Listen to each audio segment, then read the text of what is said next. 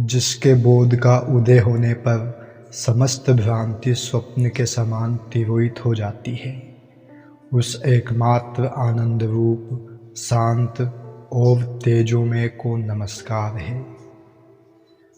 यह प्रकरण आत्मज्ञान शतक के नाम से प्रसिद्ध है। इसके आरंभ में अष्टावक्र सर्वप्रथम उस आत्मा अथवा ब्रह्म को नमस्कार करते हैं जो एकमात्र है। सृष्टि में उससे भिन्न कुछ भी नहीं है। वह आनंद स्वरूप है, शांत है। जीव अपने को आत्मा से भ्रांति तथा अज्ञानवश भिन्न समझता है, किंतु जब उसके बोध का उदय होता है, जब उसे आत्मज्ञान हो जाता है, जब वह आत्मा को प्रत्यक्ष अनुभव कर लेता है, तब उसकी यह भ्रांति मिटती है कि मैं उस आत्मा से भिन्न जीव मात्र हूँ। यह अज्ञान ही उसका बंधन है, यही उसका संसार है जो ज्ञान प्राप्ति के बाद मिट जाता है। वह मायावत, स्वप्नवत, मिथ्या, क्षणभंगुर, असत्य एवं अनित्य ज्ञात होने लगता है। यह सब केवल दृष्टि परिवर्तन से होता है।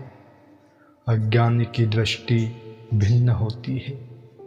उसे आत्मा का अनुभव न होने से वह संसार को ही सत्य, नित्य एवं शाश्वत समझता है तथा विषय भोगों में परम सुख मानता है।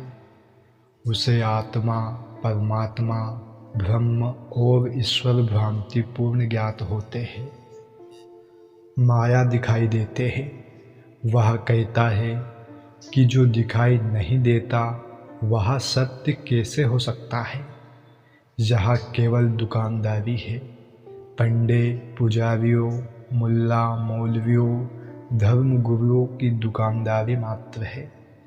ये दृश्य को असत्य माया कहकर अदृश्य को प्रतिष्ठित करने का षड्यंत्र कर रहे हैं, जिससे अंधविश्वास, अज्ञान बड़ा है। दोनों की अपनी अपनी दृष्टि, अपने अपने तर्क है। दोनों ही अपनी अपनी दृष्टि से सही है। ज्ञानी एवं अज्ञानी की दृष्टि में अंतर होगा ही। यह अंतर तर्क से नहीं मिटेगा, ज्ञान से, बोध से ही मिटेगा। बोध होने पर ही अज्ञान का अंधकार मिटेगा। जैसे सूर्य उदय होने पर समस्त अंधकार विलीन हो जाता है। अंधकार को हटाने का सीधा प्रयास पागलपन ही होगा। जो कहता है अंधकार हटा देंगे तो सूर्य उदय हो जाएगा, यह भ्रांत धारणा है। अतः मुमुक्षु सदैव आत्मज्ञान का ही प्रयत्न करते हैं। आत्मज्ञान से ही समस्त भ्रांतियाँ मिटकर व्यक्ति शांति का अनुभव करता है। अष्टावक्र उसी आत्मा को नमस्कार करके इस प्रकरण का आरंभ करते हैं। अज्ञान को स्वीकार कर लेना अधिक ईमानदारी है, बजाय इसके कि उस पर ज्ञान का झूठा आवरण चढ़ाना। इससे व्यक्ति बहुरूपिया बन जाता है। अष्टावक्र आगे कहते हैं कि केवल रुपया पैसा ही धन नहीं है। धन अनेक प्रकार के हैं। मकान, जमीन, जायदाद, हाथी, घोड़े, वाहन, मवेशी, जेवर, बाग बगीचे आदि सभी धन हैं। यहाँ तक कि ज्ञान, विद्या, विद्वता, पांडित्य, कलाएं आदि भी धन ही है। मनुष्य इन धनों का उपयोग भोग के लिए करता है अथवा इन्हें देकर अन्य सुख सुविधाएं जुटाता है। धनिकों को यह विश्वास है कि धन से सब कुछ खरीदा जा सकता है।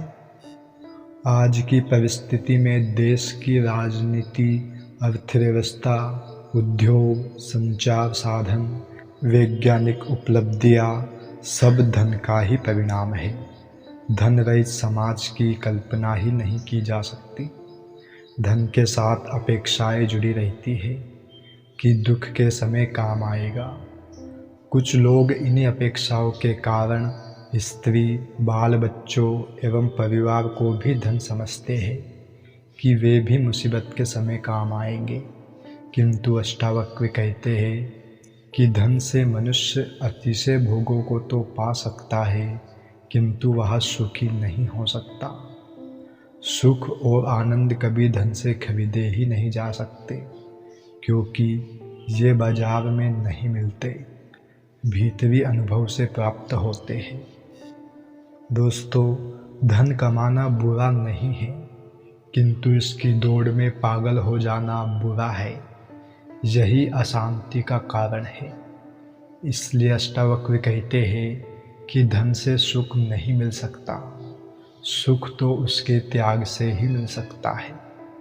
त्याग का अर्थ धन कमाना बंद करके आलसी, निकम्मे एवं भिखारी हो जाना नहीं है।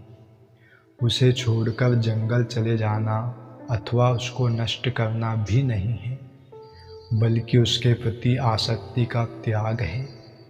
धन की गुलामी छोड़ने से है। धन के पीछे जो पागलपन है उसे छोड़ने से है। ऐसा धन निश्चित ही सुख दे सकता है, किंतु ऐसा सुख अस्थायी है। धन का कोई भरोसा नहीं कि कब आता है और कब जाता है।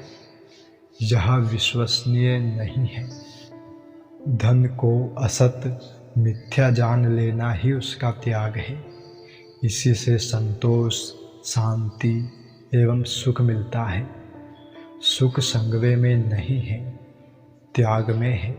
देने में जो सुख है वह लेने में नहीं है। जो समाज से कम लेता है और अधिक से अधिक देता है, वह परम सुखी जीता है।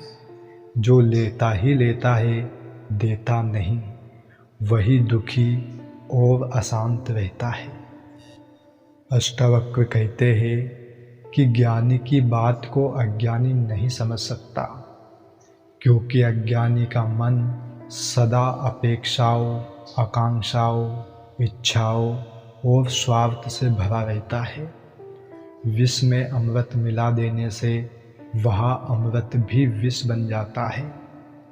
इसलिए अज्ञानी जब तक संकीर्णताओं के घेरों से ऊपर नहीं उठता, वह ज्ञान को नहीं समझ पाता।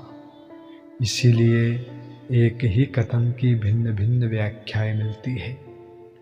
इस सूत्र में अष्टावक्र कहते हैं कि कर्तव्य से दुख पैदा होता है एवं उस दुख रूपी सूर्य के ताप से अंतर्मन जलता है, दुखी होता है। इस दुख निवृत्ति का उपाय शांति रूपी अमृत धारा की वर्षा है, जिसके बिना मनुष्य सुखी नहीं हो सकता। यहाँ कर्तव्य का अर्थ कर्तापन से है।